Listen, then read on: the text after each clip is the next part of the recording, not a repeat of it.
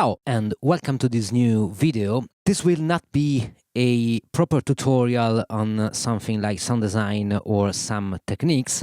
I want to show you how I built a 1 hour live set in basically 3 days. But before show you the technical details of this setup and how I made a live set, I have to explain a little bit of context and explain why I had to build a live set in such a small amount of time. I had a good reason. This all happens a week ago.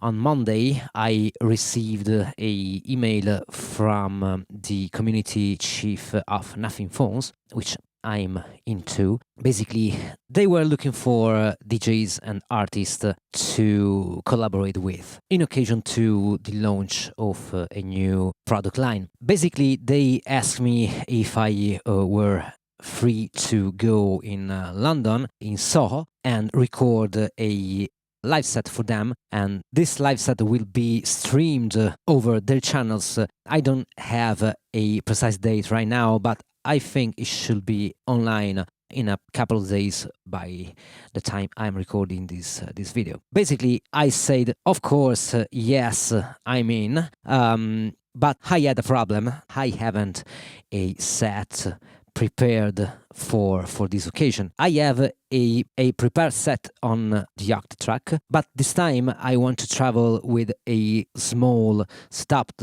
as I can.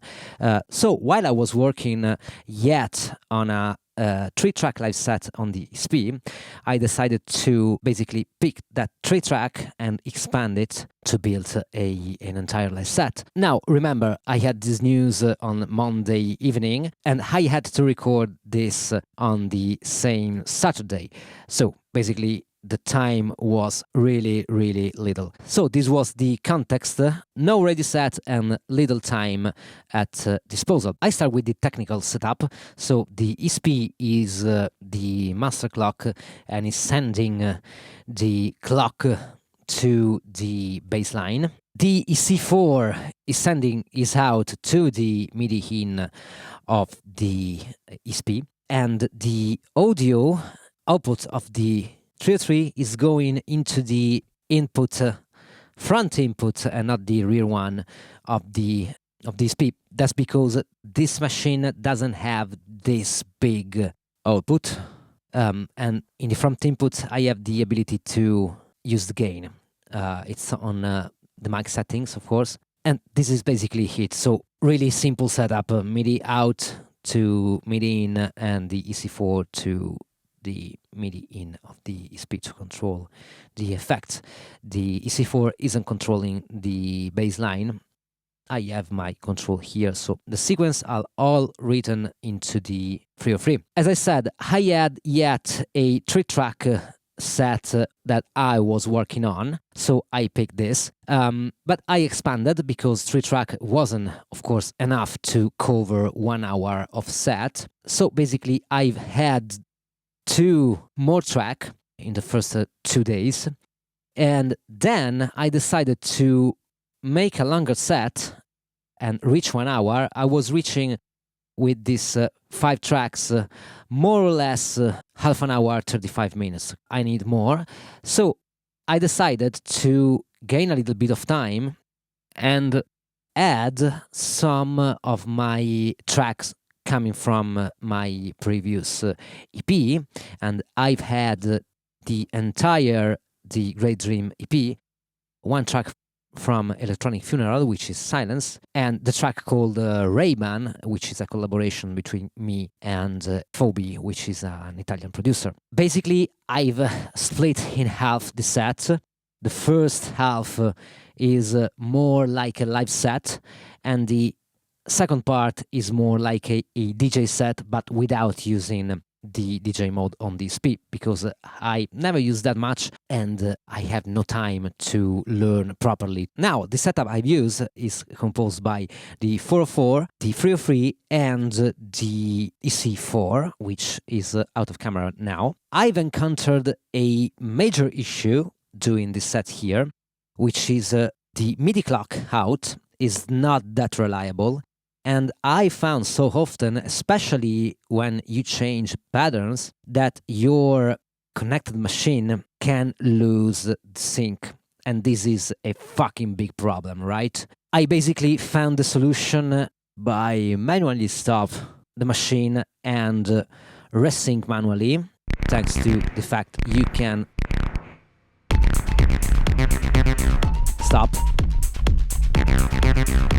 But of course, this is a workaround, and it's the only way I found. Of course, masking a little bit with the volume and maybe the feedback, just to mask a little bit the out of sync. But this is crazy, and it's something that, of course, can lead me not to use the SP as a master brain. It loses sync totally on a random way. Sometimes lose when you change pattern, sometimes lose when you are changing pattern in here. I don't have any explanation rather than a poor MIDI clock out on the SP404. But rather than that, I was able to mask a little bit this issue. Now, let's give it a view on how I lay down this set. The bank of samples, every bank is one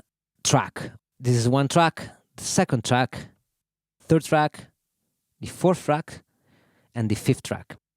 Those are all tracks that I performed and I've written into the SP. All these pads are loops.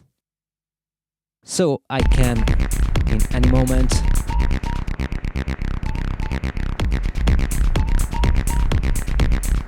start and stop thing, mute, unmute, and stuff like that, in order to have some variation. And the first row represents the whole track.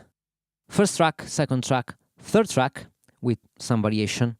This is a variation from the one. And those are the fourth and the fifth track. Basically, all those tracks here are the performing part, or the live set part. Now I can switch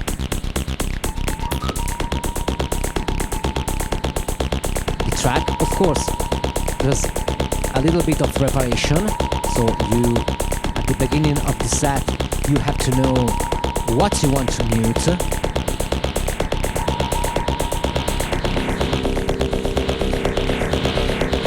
Skip the track.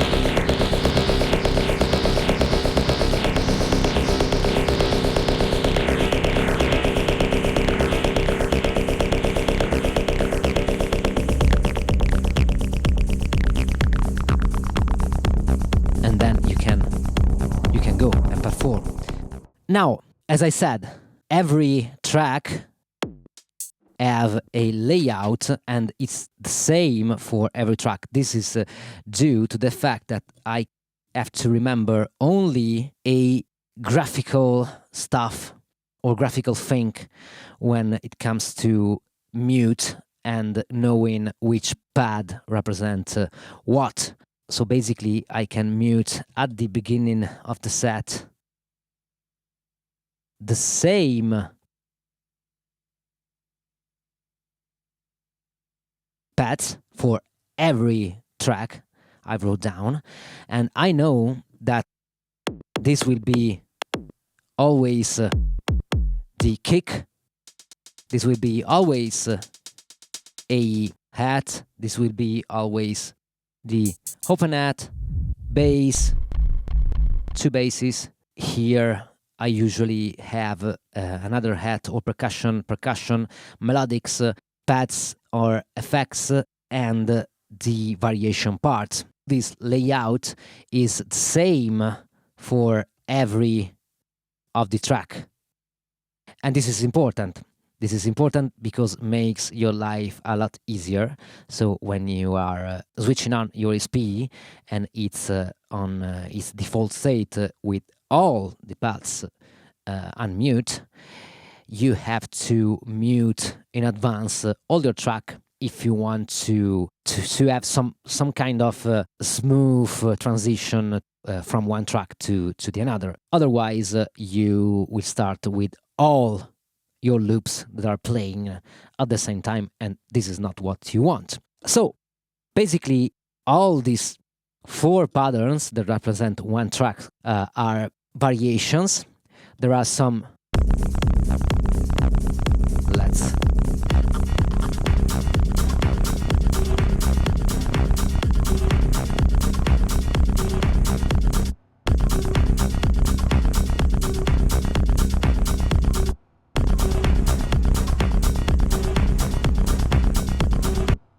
So I can progress in my set. Usually the last pattern is the more energetic one. So it is the pattern you want to use before, or the last pattern you want to use before changing your track. Now, all this was about the live set part. To recap a little bit, this section here, I have placed pretty much the same function of the sample in every track.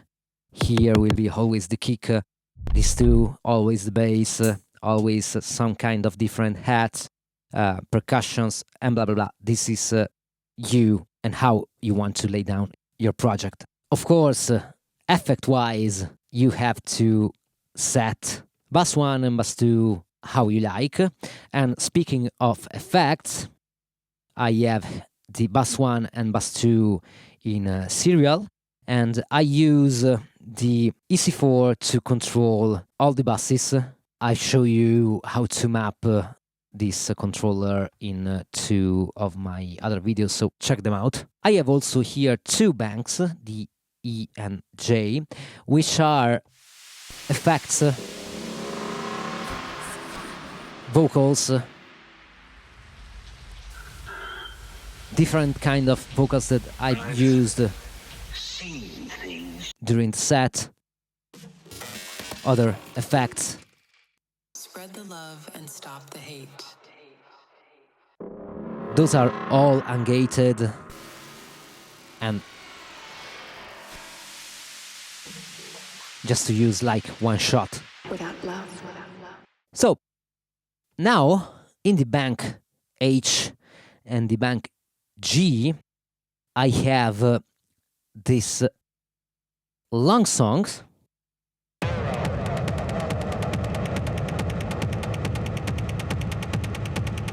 Those are whole tracks.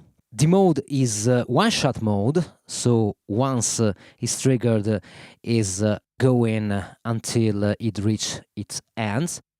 And I have, of course, make some patterns. Every pattern is one track. I had to put the last track on a different bank because it's a different BPM. So that's why the last track is on bank G and not on bank H. I simply used those tracks in conjunction with the effects to make my set longer, because as I said, I had no time to prepare a whole live set in 3 days, or maybe not something that can make me happy to play. At the end of the day, this set basically went well, aside from the sync problem. I basically started with the normal set and then finished with the whole track. It was fun, also that part, because it's more like a DJ, and you can play a lot more with the effects. And having the EC4 connected to the ESP, as I showed you before, it's a lot of fun because you have your tactile experience on the effects, so it's like playing the effects. But this is it. This is how I arrange basically a 1 hour live set in 4 days. Someone can say this is cheating. I don't know. Yes, it is. No, I don't care. My goal was to being able to catch this occasion, which is quite big because Nothing Phones isn't quite a small company. So this was my solution. This is it for this little video, a non-tutorial video, but I just want to share with you my setup and basically my thought behind this set and my point of view. If you have any ideas, again, just share in the comment section. And if you need some samples or services for your tracks, check my Gumroad page alongside my new guide, Music Theory for Electronic Musician. Thank you very much for watching. I hope this video will be some kind of useful or inspiring for you, and see you next time. Ciao!